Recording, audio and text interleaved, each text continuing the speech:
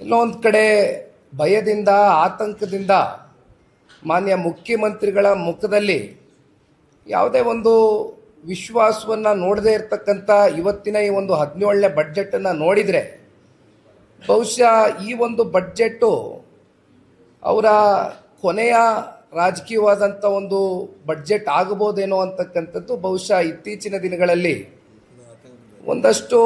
ರಾಜಕಾರಣದ ಬೆಳವಣಿಗೆಗಳು ನೋಡಿದಾಗ ಅವರ ಸ್ವಂತ ಪಕ್ಷದ ಶಾಸಕರುಗಳು ಬೀದಿನಲ್ಲಿ ಇಳಿದು ಸಾರ್ವಜನಿಕ ವಲಯದಲ್ಲಿ ಮಾಧ್ಯಮಗಳ ಮುಂದೆ ಬಂದು ಮುಖ್ಯಮಂತ್ರಿಯ ಕುರ್ಚಿಯ ಬದಲಾವಣೆ ವಿಚಾರಕ್ಕೆ ಸಂಬಂಧಪಟ್ಟಂತೆ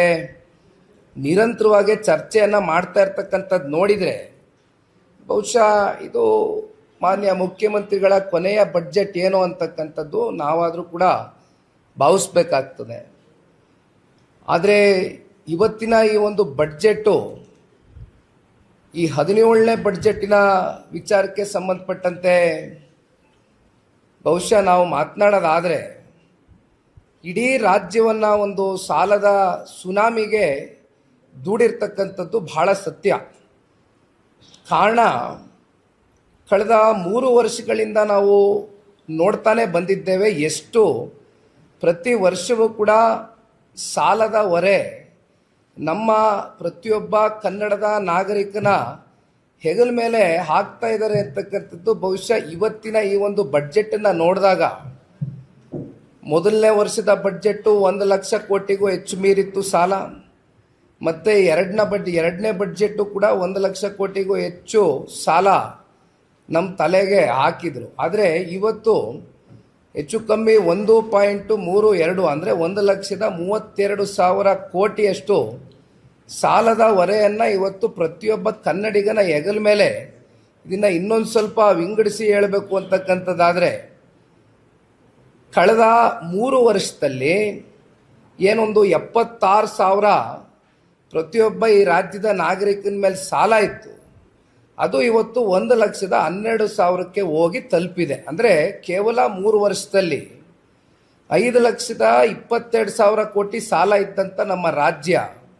ಅದನ್ನು ಹೆಚ್ಚು ಕಮ್ಮಿ ಬಹುಶಃ ಮುಂದಿನ ಸಾಲ ಅಷ್ಟರಲ್ಲಿ ಅದು 8,24,000 ಕೋಟಿಯಷ್ಟು ಸಾಲದ ಸಂಪೂರ್ಣ ಭಾರವನ್ನು ಇವತ್ತು ನಮ್ಮ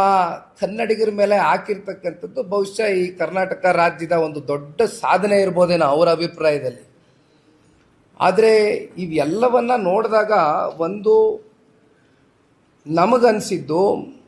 ಇವತ್ತು ಯಾತಕ್ಕೋಸ್ಕರ ಈ ಒಂದು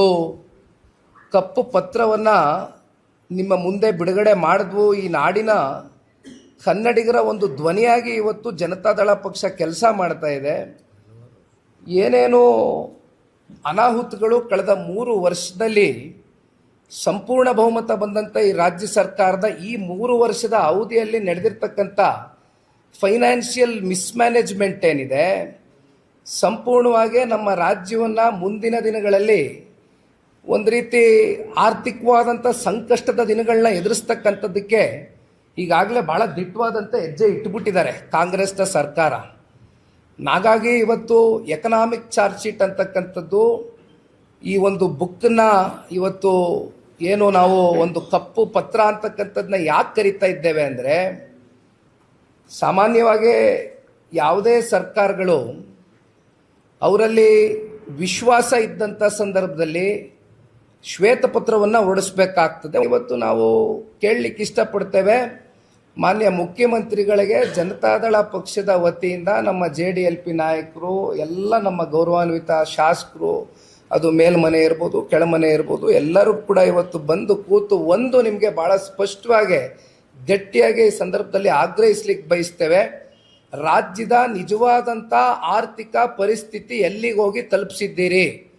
ಇದನ್ನ ದಯವಿಟ್ಟು ನಮಗೆ ಒಂದು ವೈಟ್ ಪೇಪರನ್ನು ಈ ಕೂಡಲೇ ನೀವು ಬಿಡುಗಡೆ ಮಾಡಬೇಕು ಅಂತಕ್ಕಂಥದ್ದು ನಾವು ಭಾಳ ಗಟ್ಟಿ ನಿಲುವಿಂದ ನಿಮಗೆ ಆಗ್ರಹ ಪಡಿಸಲಿಕ್ಕೆ ಇಷ್ಟಪಡ್ತೇವೆ.